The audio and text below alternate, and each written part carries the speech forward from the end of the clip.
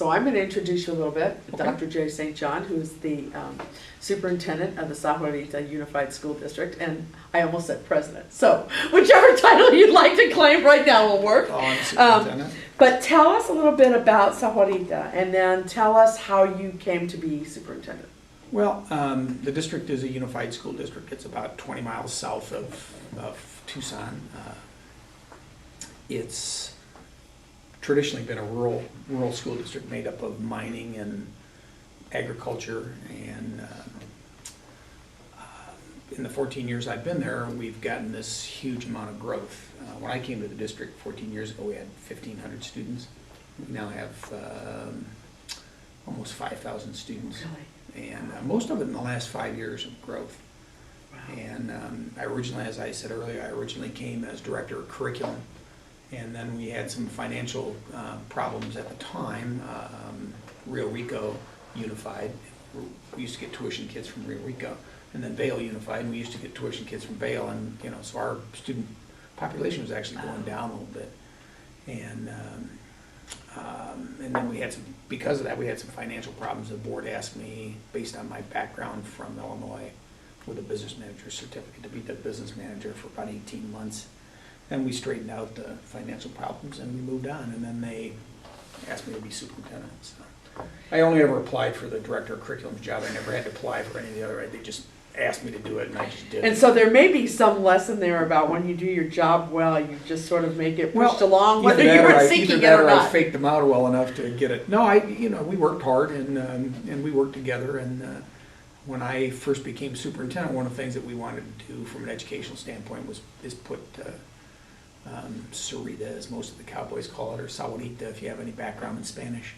And we wanted to put Sarita on the map educationally.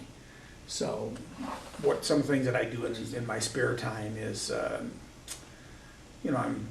past chairman of the Metropolitan Education Commission, and obviously our growth in the development of Rancho Sarita has put us on the map too. So that's kind of what the district is. That's an interesting story, and I'm glad you pointed out those positions, because one of the things we talk about in the superintendent preparation class, as well as with the novice superintendents, is what are those paths? What are those career paths that people take, and how do they happen? Most superintendents come out of the instructional side of the operation, and I think that's good, because that's our function, is academic achievement. However, you do need to know some of the operational things. That's one of the reasons why, when I was working on my doctorate at Northern Illinois University, you have to have a major and a minor kind of thing. And obviously my major was educational leadership, but I had a friend who was a business manager, and he encouraged me to take some courses so that I ended up with a business manager certificate. For those novices out there, you can mess up a child's education on a regular basis, but you can't mess up the money. If you mess up the money, you'll lose your job, because the public won't put up with messing up the money. So you got to make sure the money works. Yes. And so again, if you think of the traditional superintendency pyramid, leadership pyramid, there's an instructional side that you come up through, curriculum instruction, personnel, that kind of thing, and then there's the operational side where you come up through the business manager's direction. And I think you have to have a pretty good, healthy balance of both. Either that, or you have to have somebody you trust as business manager. Very much. A lot. A lot. Well, and you would be, at least in my experience in working with superintendents, you would be fairly unusual in having both sides of that house the way you do. Well, I usually see the other scenario, which is I've picked someone I really trust. And I would tell you that, if you get a complete business manager or superintendent, then maybe that person would watch the money so much he or she is not watching the other stuff. So you always have to maintain a balance, but you do have to know the operational side of it. You have to know how transportation works. And my background is from really, really small districts. I was a superintendent in Illinois before I came here. I didn't know that. Okay. Yeah, this is like 15 years now. 9 in Arizona and 6 in Illinois. And I came from real small districts where I understand how an attendance register works, because when I was in a district where there was only 300 students, I was the attendance registrar, you know, you do it all, and so you learn it all. I had a bus driver's license, you could drive, I can drive a bus. They don't let me much anymore, but you know, but you do have to know how the operation works, and so, you know, you learn everything when you're in a small district like that. And again, Illinois is a little bit different than Arizona in that we don't have Illinois school districts are not involved with the county treasurer, the county school superintendent in terms of finances at all. So, you know, when you're in Illinois, you do have to have a little bit stronger background because school districts in Illinois write their own checks, invest their own money, borrow their own money, you know, and then, you know, and then of course Illinois is a union state. So you have that and piece. so you have that whole piece about, you know, mandatory collective bargaining, binding arbitration, and all those kinds of things. So you learn a lot as you come You along. do, well, and I often say, you know, here in Arizona, financially, we certainly have some cash accounts, but we don't deal with real money in our budget. Right. It's that limit. Mhm. And so you came from that experience of real money. Yes. So obviously, those financial skills probably were stronger. Because I think, as I watch Arizona sometimes, that's the thing that I see, is that people aren't Well, you accustomed know, to when that When we financial. have school districts which are in receivership for financial reasons, Yeah, you know, that's pretty serious. and it's happening more It's and more happening more and more. frequently, you know. Now, you know, I don't want to get into criticism of how schools are funding in Arizona because that'll dominate the rest of the conversation, but, We'll never do another question, right? you know, part of it is the margin. There isn't a lot of margin. You can't make a mistake. In a Right. district, we just approved a $24 million budget, or we have tentative approval from the board, $24 million operational budget. You know, you have about a 5% margin. You can make a $1 million mistake and that's it. Yeah. And, you know, $1 million mistakes are too obvious to make, but, you know, you make. Yeah, when but I a couple first- of when I first- $500,000 Yep, ones when will I get you. when I first came to the district, we didn't have $50,000. We couldn't make a $50,000 mistake, or we would have been gotten what's referred to in the business operations side as a 915 letter, the scary Yes. letter from the state saying you have to pay us back. 'Cause Yes, and I'm hearing that more Oh, and yeah. more and more, so I know it's huge. In the margin, and one of the advantages that we have in Cerritos, we're a growing district, and we have a little bit Yeah. more margin. We're planning, you know, last year we planned for 9% or 5% growth, and we got 9%. But 3 years ago, we got 21% in the summer. We got almost 700 kids in the summer. We Wow. grew an entire elementary school in one summer. Wow. And it was, that's where it just about overwhelmed us, but we had planned ahead for the growth, so we were in pretty good shape. So you've really named some of those functions, those really essential functions. You've talked about finance, you've talked about transportation, you've talked about curriculum. What are some of those other essential roles that a superintendent plays? Well, one of the things that I think in a growing district like ourselves is trying to plan 4 or 5 years out. This whole thing with school construction and that kind of thing. We've got a 5-year plan. We've got 3 more schools on the drawing board, and and you have to plan your finances. We've established a pretty good working relationship with our community. Back in November we passed 3 bond issues, or not bond, a bond issue and 2 overrides, and we're about the only school district in all of Arizona that got that done in last November. Yeah, And yeah. Maricopa County was they got was a nailed. war zone. It was terrible. You They were got very nailed. fortunate. And we have a good working relationship with our community. Yeah. They care about their children, Yeah. and they realize that that we're we don't do any frivolous spending. We just don't. So have you been fairly active, because you've really lived through this era of the school facilities board? Right. How does that all play out? That's probably the most dominant part of my Yeah. day, is dealing with the growth. We had buildings that needed to be remodeled, and we had buildings that we needed to build, and then we have this this partner in the whole thing, the school facilities board, and it's something that I had absolutely no experience with. When I came from Illinois, we were closing buildings and cutting programs, cutting staff, because we'd gone through another oil crisis, which we're in now, but Yes. an oil crisis. Yeah, so maybe you get, hopefully you won't have to do it again. An oil crisis in '73 and '79, and in the Midwest, and it was some tough times. But out here, I just had never built buildings or done anything like that before. And then not only had I not done that, the first building that I was involved in was the current Sarita High School. And we did it ourselves. We bonded it, we built it ourselves. Yep. We talked to ourselves about it, and then Yep. then the state threw in the school facilities board, and now we have this other person that's there, other entity that's involved in it. And it's been a little trying, because it's a new experience for all the school districts in Arizona. And a lot of compliance issues with SFB, as I've watched. Well, it's. Lots of rules, I guess I'm saying. I'm still waiting for the school facilities board and their director to answer one simple question. Are you gonna be regulatory, or are you gonna be a service-oriented organization? And they won't answer that. And I think part of the problem again is funding, but I think they're a regulatory agency right now. They don't wanna build anything too soon so that it ends up being half empty. And I understand finances fairly well, and I understand that need, but the problem is they're trying to make all the districts in Arizona fit into the same model.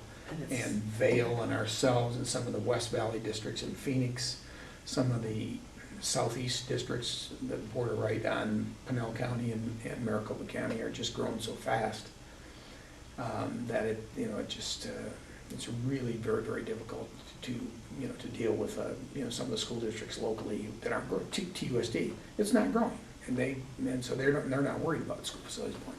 But Vail and ourselves. And as you said, Pinell, the districts of Pinell have huge County concerns. is huge. And my son and daughter-in-law live in Queen Creek, and it's just Boom, growing like crazy. Yep. With as a curriculum director, in the background you have, instruction is our core mission. That's what we do. Right. But how do you, when you're working with your administrative staff and your teachers and your board and everything else is happening, the growth is happening, and you're trying to get it, how do you keep everybody focused on that core mission? What are your strategies? Well, I think the first words out of your mouth every time you speak is academic achievement and what it's about, and then what I try to do with my building level administrators and my assistant superintendent who deals with curriculum instruction is keep all the nonsense away from them so that they can focus on what they need to do. We make sure that the buildings are operating correctly, transportation systems operating correctly, finances are good, and we try to eliminate all the distractions from the core mission. And I think that's part of what the superintendent's job is to focus everybody, and one of the ways in which you focus them is keep the nonsense away from them. I've tried to work with our school board. I've always told the board, I said, you play politics with me, and then I'll deal with the rest of the district. And so they're not involved in personnel decisions much and that kind of thing. I think you establish a working relationship with your board where they trust you, and you never violate that trust. And then when you come with a tough one that they need to, that you need to have done, they do it. In our district, we don't put up with much nonsense from parents or students or employees. We just don't. And our board is really tough on discipline.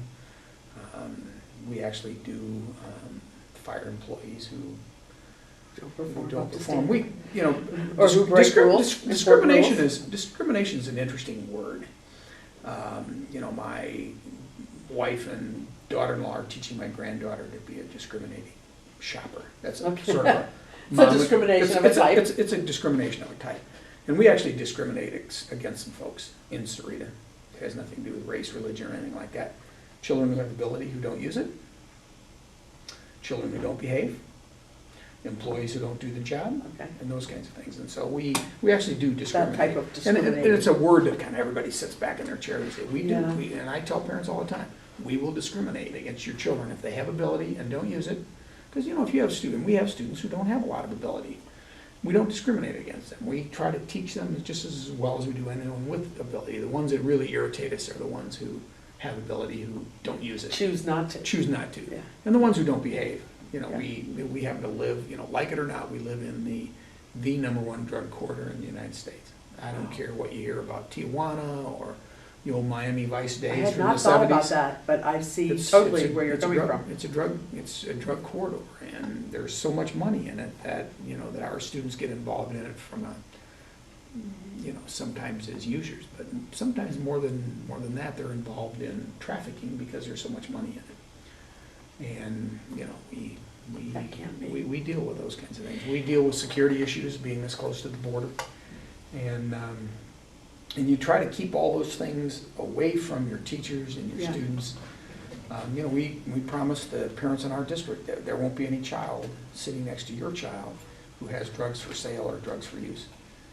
So what I'm hearing, and I had not thought about, and I completely looking at the map, Right. understand what you're saying at this point, but so for you, as you're working with your board or your constituents, that safety issue is really revolving around that whole piece. And it sounds like you're dealing with it daily in some form.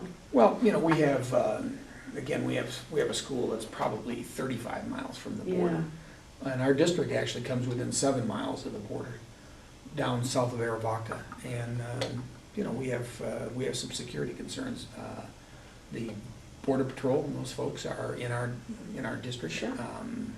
coming across our campuses, through our campuses on a regular basis, and chasing bad guys. And not all illegal immigrants are bad guys, that's not the point, but there are some bad guys. But there is trafficking There is going on and they're trafficking. checking, yeah. Yep, and Yeah. so, you know, we have lockdown procedures and all those kinds of things. And again, the point is, back to your original question, is how do you keep the focus? You keep the focus on academics by keeping that stuff as far away from Right. your So you're students really and your teachers. managing all Yeah. those other structures so that it doesn't interfere That's and the right. learning happens. Mhm. Got it. You've mentioned, one of the things you mentioned as you were talking a minute ago, you started to talk a little bit about your board. You said, you know, have a good relationship with them and we kind of establish who does what. Is this a long-standing board for you or are there, how do you do that? I guess Well, is really what I'm saying. We How do you have do it? a long-standing board. We have a gentleman who will retire in November, who's been on the board for 12 years. So I have a 12-year, I have 2 people that are 10 and 2 people that are about 3 or 4 Okay. each. So it's a pretty stable board. Yeah, For those novice superintendents who you're suggesting that might actually get to look at this, you know, I hope I don't scare them to death, but you know, your job, your function is to make those school board members look good all the time. well, they ask me about this all the time, so Yeah, believe me, the that's- more you want to that's- say about That's this. the purpose. You want to have your governing board. And, you know, the textbook will tell you that the governing board's function is to establish policy, hire, evaluate, and fire the superintendent if necessary. And so I remind them of that all the time. Now, one of the things that you have to do as superintendent of schools, in my opinion, humble as it never is that you have to stay out of the policy part. Because if they think that you're doing that, then they think it's all right for them to come over and do the operational side. And I've told my board, I said, you know, that's not their business. Our business is to, you know, is to operate the district. And so they hire and evaluate me, and I do everybody else, and they're not involved in it. We don't do the committee thing or all that business. As a matter of fact, our assistant superintendent, who you probably know really pretty well, I've met him, yes, I have. and when he came to the board meeting and I made the recommendation to hire him, they'd never met him before. And because that person answers to me and not to the board. That's right. I answer to the board, everybody else answers to me. So- and I think you need to get that across. That clarity, that And- roles, And yes. the absolutely. hardest thing is to maintain that relationship. Yeah, And what you have to do is stay out of the board's business, and then remind them of that. I ask the governing board to evaluate themselves every year and how they operate as a Uh-huh. board together, because they have to learn how to play well in groups. yes, they do. And then I ask them to You can't always be refereeing it. I ask them to evaluate themselves. The other thing is that a common mistake that young superintendents make is they referee, and that's not their business. When there's a problem with the governing board, and one board member says to you, there's a problem with this particular board member, we don't think they're behaving correctly, I said, don't tell me. Tell the board president gets them together and talks about it. Okay. And if they're not willing to do that, and we've had a board member or two in the 9 years I've been superintendent, and if they don't learn to play well in a group, then the rest of the board will freeze them out. So what I've heard you say, and you've really described it well, I haven't heard it described this way before, but you said it's not just about the board staying out of the superintendent's role, it's also about the superintendent staying out of the board's role. I don't And set I'm really glad you policy. brought that up. I don't set policy. That's not my job. I give them the parameters of what I think, and you know, I've lived in the community for 14 years. I think I know the community. Sometimes I think I know the community better than some of my board members who've lived there all their life. And then, of course, we have a community in transition, which is a very difficult, Sure. thing to do. But you have to stay out of their business.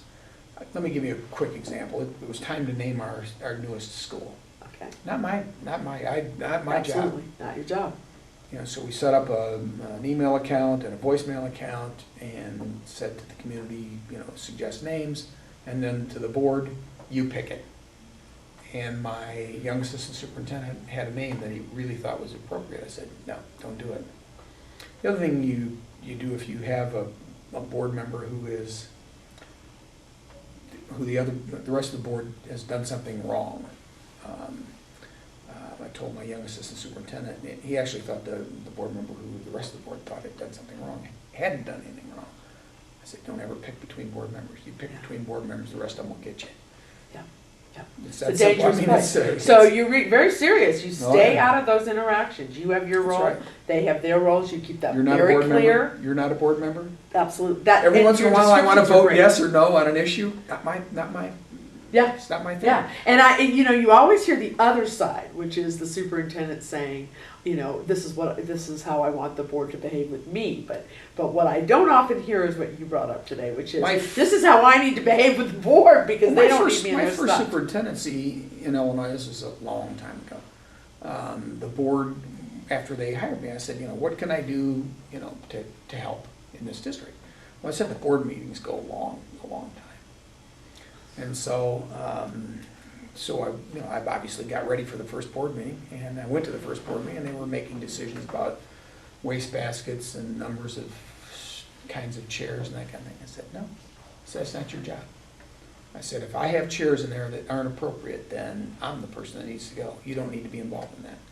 Board meetings went from about 4.5 hours down to about an hour. Yeah. I said, you need to say, the board sets the policy. The policy is, we will maintain a safe campus. They don't get to pick The chairs. that's not their job. That's Yeah. an operational thing. And I think we've been very successful at doing that. Yeah. And part of the success, since they're not here to wail on me or anything like that, I think part of the success is that we talk about that. And the other thing is I try not to take decisions to the board or recommendations to the board that I have ego involvement in. I think once you have to be, if they direct you to do something that you think is really not appropriate, I think you can do that 2 or 3 times, and then you're going to have to probably look for some other kind of work. One of the things that I do with my governing board each year when they offer me the contract, I tell them if I'm not providing the kinds of leadership that they need, they just need to come and talk to me about that in executive session, and I will leave. And then if they're going to do something that I think is wrong, then I will fight them on it. But I said, I will provide the kind of leadership that I think is necessary for the district. If you don't think it's the proper thing, come and talk to me about it. Don't be doing that stuff behind the scenes to try to get rid of me. Just come Keep and it talk out to me. there. As you said, keep the conversation. Yeah. It doesn't bother me. I mean, I was looking when I came here. I can look when I leave. I'm not going to look too much longer. I don't have a whole lot more. If you were 2 years with time off for good behavior. There you go. There you go. There you go. If you were mentoring someone, and it sounds a little to me like you're mentoring I'm your mentoring. assistants I'm right mentoring now. my assistant all the time. So, what kind of experiences do you make sure he gets, and what kinds of things do you What kinds of things do you say to him? You need to understand this. What are those? Well, I think one of the things that we were able to do in a smaller district is that I'm able to let him do everything or be involved in everything. I would tell you that he's coming up the instructional personnel side of the pyramid. And so I've told him, you need to go over and spend some time on the business operational side. And he's very bright, and so it won't be a problem for him to learn it. The other thing is that one of the things that I found really rewarding for me is that I forgot that I was a teacher. I've been in the classroom for 33 years, Sure. And so I'm actually enjoying the mentoring role because I've forgotten that that's actually what I'm supposed to be doing. And so I'm mentoring him, and and we sit and discuss, you know, he'll want to know why this and why that, and you know, and so, you know, some of it is just, you know, I have just so much more experience than he does, and so, you know, some of it is just, you know, it's just I know that kind of gut reaction kind of a thing. That's probably not a really good word to use on the video camera, but it is. It's sort of, there's a book. You probably have to think about how you think sometimes. There's a book out called Blink. I've seen that, yeah. That talks about how people make decisions and why Uh-huh. they make decisions, and some of them are just in the blink of an eye. And I would tell you that probably the one that he and I discuss the most is how to handle the board. Yes. How to handle the board. Yes, and I would think that the more that you can That's- help them that's the one experience. that's the one that's gonna get him in trouble. Yes, So. yes. And usually is, as you said, or finance. You know, one of those two things, Ken. Finance. So as that superintendent in what was a smaller rural district now has grown to about 5,000, so you've had that whole growth curve. What are the pluses and minuses of that? Here you are Well, outside this big metro area. One of the things that's been hard for me to deal with a little bit is that I don't know everybody anymore. Yeah. In the district, I used to know everybody, all the employees by name, their families, and those kinds of things. You lose the personalized touch a little bit. From an operational standpoint, you know, I've always been a kind of the Band-Aid specialist. If there was a problem, I went around and fixed it, and there's just too many problems now. Right. And so I have to delegate, and so it's pretty hard to do that for somebody like myself. Yeah. So you've had to really, you've I've kind of had to change step back from Yeah, I've some had to things. change my role. At Yeah. one time, the most important meeting in our district was our meeting with my principals. And now I have 7 people in the central office that report directly to me, and that's my most important meeting now. And it's mostly, you know, here's some things that I think we need to be working on, you know, and setting the goals for those folks rather than setting the goals for the building principal, which happens at a different time. Yeah. And sometimes comes from other people like the assistant superintendent rather than me. That's a little hard to deal with. Yeah. This is the biggest district I've ever worked in. And you've watched the whole growth I've curve. watched it come. So you've had to kind of go with every pain and little piece Yep. of heartache along the way. Yeah, yeah.